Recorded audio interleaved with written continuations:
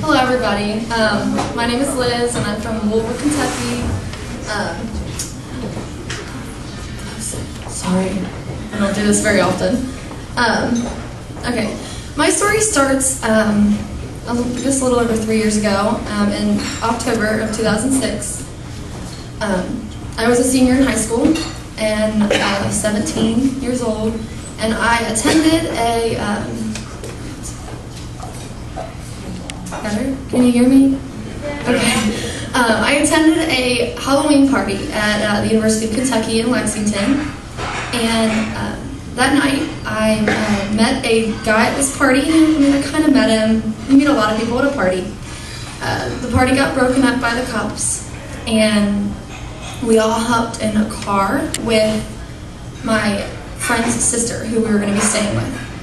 And this guy hopped in the car with me and with all of my friends. And we thought that was very weird, but we just kind of went along with it. We were naive enough to allow it. He said he was going to get a ride from wherever we were going. But very early in the morning, sorry, I'm getting a little emotional. Very early in the morning, that same guy drugged and raped me. And no one would ever know about this. No one. I would have never told anyone. But in fact, I was faced with a choice later, a few weeks later, that I had to make. And either I could tell people about this horrible thing that happened to me and this horrible thing that was growing inside me, or I could remove the problem. Not remove the baby, remove the problem. And I'm sorry. I felt that if I told people what had happened, that they would just agree with how I already felt. I felt used, and I felt gross, and I was miserable, and I didn't want anyone to agree with those feelings. So I scheduled my appointment to murder my own child. But I overslept, and I never rescheduled. Amen, thank you.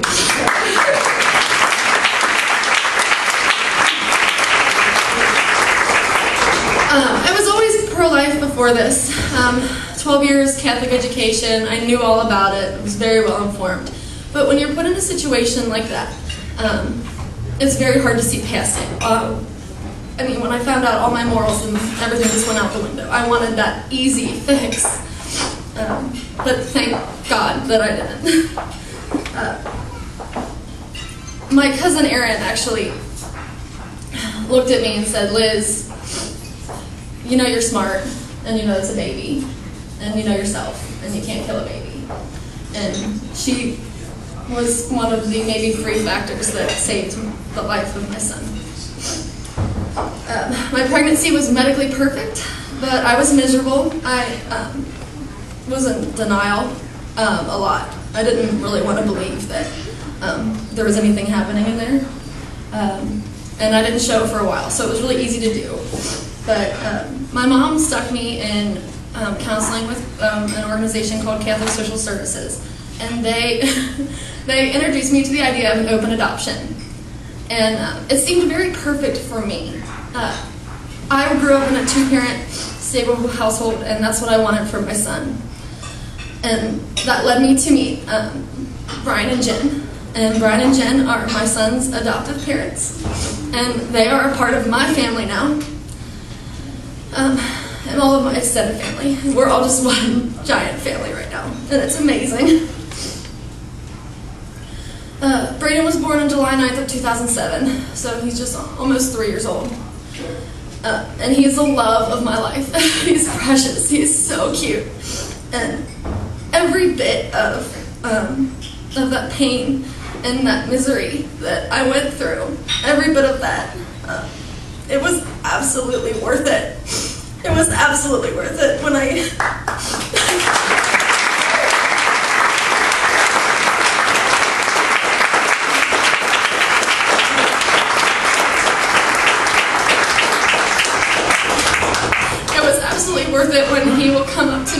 and he'll throw his little arms around my neck, and he'll say, "I love you, Wizzy Woo." And it's just, it just melts my heart.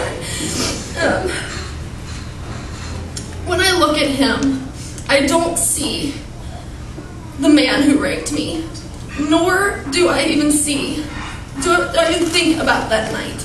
It does not cross my mind at all. All I see is this beautiful little boy. And he is such a blessing to me and to so many other people. But the thing that I'm most thankful for is that he has brought me so much healing. It is so much easier to heal and to cope with what happened to me when I can see this extreme positive in the other direction. He's alive and he's awesome, and yeah, that sucked that happened, but I have this great gift from it, and it just helps with my healing.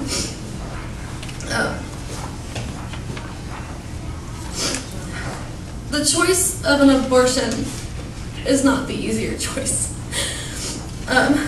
And that's why it shouldn't be a choice. I know that vulnerability, I do, and you can make a bad decision when you're that vulnerable, and I almost did. But as a woman, I am somewhat offended when people make excuses for the strength of a woman.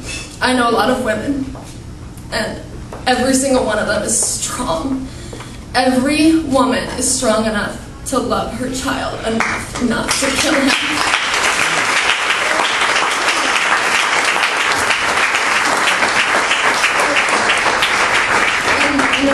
I know that sounds kind of harsh, but I was there, and I know that vulnerability, and I know I could be saying that to myself had I made a decision different, but it's the truth. The truth is the truth, and every woman can love her child. Thank you.